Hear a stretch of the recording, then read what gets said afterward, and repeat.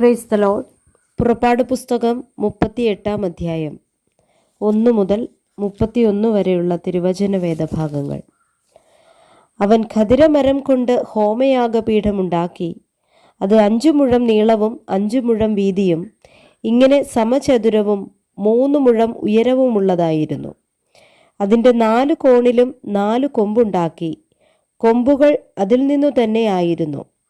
താമ്രം കൊണ്ട് അത് പൊതിഞ്ഞു.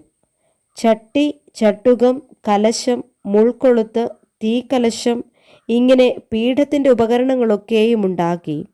അതിൻ്റെ ഉപകരണങ്ങളൊക്കെയും താമ്രം കൊണ്ട് ഉണ്ടാക്കി. അവൻ യാഗപീഠത്തിന് വലപ്പണിയായ ഒരു താമ്രജാലമുണ്ടാക്കി. അത് താഴെ അതിൻ്റെ ചുറ്റുപടിക്കു കീഴെ അതിൻ്റെ പാതിയോളം എത്തി. താമ്രജാലത്തിൻ്റെ 4 അറ്റത്തിനും തണ്ടു ചെലുത്തുവാൻ 4 വളയം വാർത്തു. ഖദിരമരം കൊണ്ട് തണ്ടുകളും ഉണ്ടാക്കി താമ്രം കൊണ്ട് പൊതിഞ്ഞു. യാഗപീഠം ചുമക്കേണ്ടതിന് അതിൻ്റെ പാർശ്വങ്ങളിലുള്ള വളയങ്ങളിൽ ആ തണ്ടുകൾ ചെലുത്തി യാഗപീഠം പലക കൊണ്ട് പൊള്ളയായി ഉണ്ടാക്കി.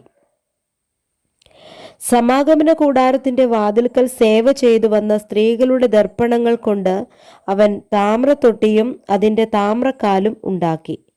അവൻ പ്രാകാരവും ഉണ്ടാക്കി.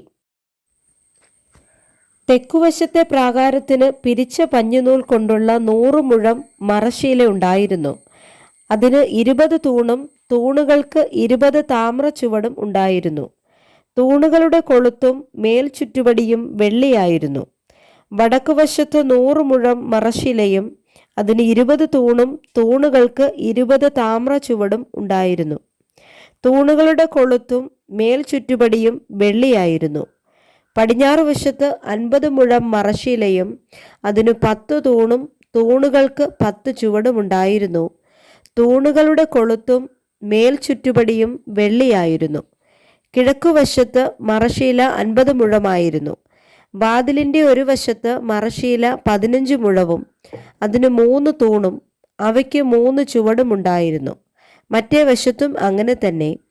ഇങ്ങനെ പ്രാകാരവാതിലിൻ്റെ ഇപ്പുറത്തും അപ്പുറത്തും 15 മുഴം വീതം മറശ്ശീലയും അതിന് 3 തൂണും 3 ചുവടും ഉണ്ടായിരുന്നു. ചുറ്റും പ്രാകാരത്തിൻ്റെ മറശ്ശീലയൊക്കെയും പിരിച്ച പഞ്ഞിനൂൽ കൊണ്ട് ആയിരുന്നു.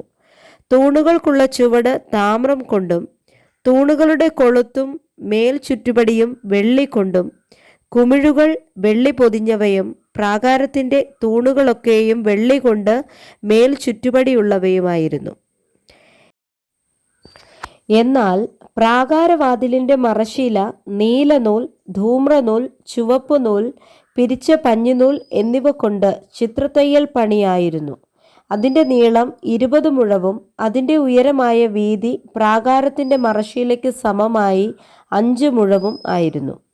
അതിൻ്റെ തൂണ് 4 അവയുടെ ചുവട് 4 താമ്രമായിരുന്നു. കൊളുത്തും കുമിഴുകൾ പൊതിഞ്ഞിരുന്ന തകിടും മേൽ ചുറ്റുപടിയും വെള്ളിയായിരുന്നു. തിരുനിവാസത്തിനും പ്രാകാരത്തിനും 4 പുറവുമുള്ള കുറ്റികളൊക്കെയും താമ്രമായിരുന്നു. മോശയുടെ കൽപ്പന അനുസരിച്ച് പുരോഹിതനായ അഹരോന്റെ മകൻ ഈഥാമാർ മുഖാന്തരം ലേവ്യരുടെ ശുശ്രൂഷയാൽ കണക്ക് കൂട്ടിയതുപോലെ സാക്ഷ്യകൂടാരം എന്ന തിരുനിവാസത്തിനുണ്ടായ ചെലവ് എന്തെന്നാൽ, യഹൂദ ഗോത്രത്തിൽ ഹൂരിൻ്റെ മകനായ ഊരിയുടെ മകൻ ബസലേൽ മോശയോട് യഹോവ കൽപ്പിച്ചതൊക്കെയും ഉണ്ടാക്കി.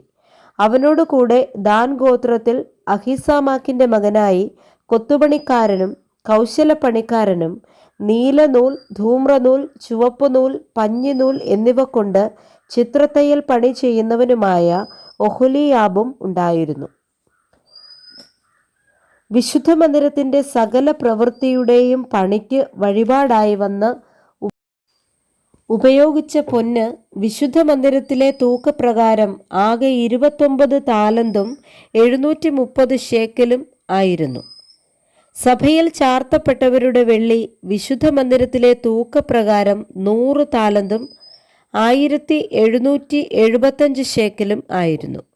20 വയസ്സ് മുതൽ മേലോട്ട് പ്രായമുള്ളവരായി ചാർത്തപ്പെട്ടവരുടെ എണ്ണത്തിൽ ഉൾപ്പെട്ട 6,3550 പേരിൽ ഓരോരുത്തന് ഓരോ ബെക്ക വീതമായിരുന്നു. അത് വിശുദ്ധ മന്ദിരത്തിലെ തൂക്കപ്രകാരം 1/2 ശേക്കൽ ആകുന്നു.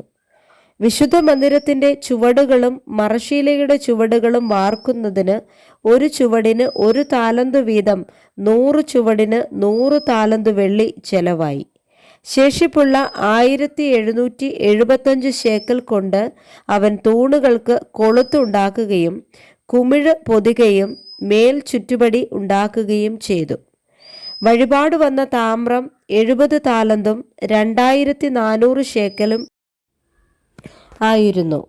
അതുകൊണ്ട് അവൻ സമാഗമന കൂടാരത്തിന്റെ വാതിലിനുള്ള ചുവടുകളും താമ്രയാഗപീഠവും അതിൻ്റെ താമ്രജാലവും യാഗപീഠത്തിന്റെ ഉപകരണങ്ങളൊക്കെയും ചുറ്റും പ്രാകാരത്തിന്റെ ചുവടുകളും പ്രാകാരവാതിലിനുള്ള ചുവടുകളും തിരുനിവാസത്തിന്റെ എല്ലാ കുറ്റികളും ചുറ്റും പ്രാകാരത്തിന്റെ കുറ്റികളും ഉണ്ടാക്കി. Praise the Lord. വായിച്ച വേദഭാഗങ്ങളാൽ കർത്താവ് എല്ലാവരെയും സമൃദ്ധിയായി അനുഗ്രഹിക്കുമാറാകട്ടെ. ആമേൻ.